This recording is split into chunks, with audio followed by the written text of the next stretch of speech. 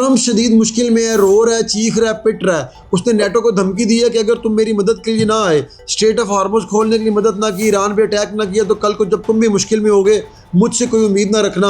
Sir वही धमकियां जो बच्चों को स्कूल में दूसरे बच्चे लगाते हैं, वो अब ट्रम्प जो है सीधा सीधा नेटो को लगा रहा है। लेकिन इसकी धमकी के बाद यूके का जो प्राइम मिनिस्टर है वो टीवी पे आया, उसने कहा कि ये ले ट्रम्प साहब, मैं इस जंग में आपका हिस्सा नहीं बनूंगा।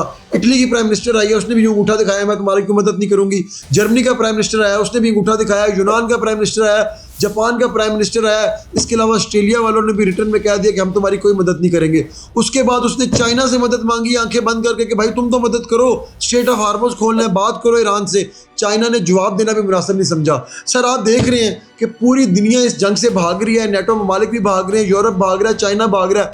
अमेरिका की ऐसी क्या मजबूरी है? मैं भी सर्कल से ये सोच रहा था, लेकिन CIA के डायरेक्टर जॉन कैरिको ने टीवी पे एक इंटरव्यू दिया, उसने बताया हमें इजराइल ने यूं हथकड़ियों में जकड़ा हुआ है, हम चाह के भी उनके खिलाफ नहीं जा सकते।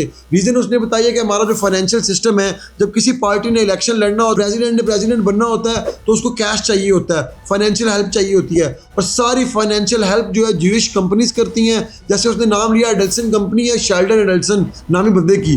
वो इतना बड़ा ग्रुप है कि ट्रंप को 3 दफ़ा इलेक्शन लड़ने के लिए, 2 दफ़ा प्रेसिडेंट बने, 1 दफ़ा आ रहा है, 3 दफ़ा पैसा इस कंपनी ने दिया है और सिर्फ एक बात पे साइन कराए थे कि जब भी ज्यूइश की बात आएगी, इजराइल की बात आएगी, तुम घुटने टेक दोगे, आंखें बंद करके हर चीज़ पे यकीन करोगे और अमल करोगे। लेकिन तुम्हारे पर्सनल जितने मसले हुए हम देखेंगे। ये शेल्डन एडेल्सन वही कंपनी है। तेल अवीव से यरूशलेम अमेरिका का सफारत खाना शिफ्ट करने का ऐलान किया था ट्रंप ने इन्हीं यहूदियों के कहने पे। तो सर उसने सारा खर्चा किया था, ज़मीन खरीद के दी थी, बिल्डिंग्स बनाई थी और A1 इंफ्रास्ट्रक्चर बना के दिया था और बहुत बड़ा सफारत खाना बना के दिया था अमेरिका को। CIA डायरेक्टर ने एक फिक्रे में बात ही खत्म कर दी। उसने कहा कि फाइनेंशियली, पॉलिटिकली और प्रैक्टिकली हमें ऑक्यूपाई कर लिया हुआ है इजराइल ने, यानी कि हम मकबूजा अमेरिका बन चुके हैं, हमारे ऊपर इजराइल जुल्म कर रहा है। तो अब ट्रंप से कैसे उम्मीद कर सकते हैं कि वो ज्यूइश को इनकार कर दे?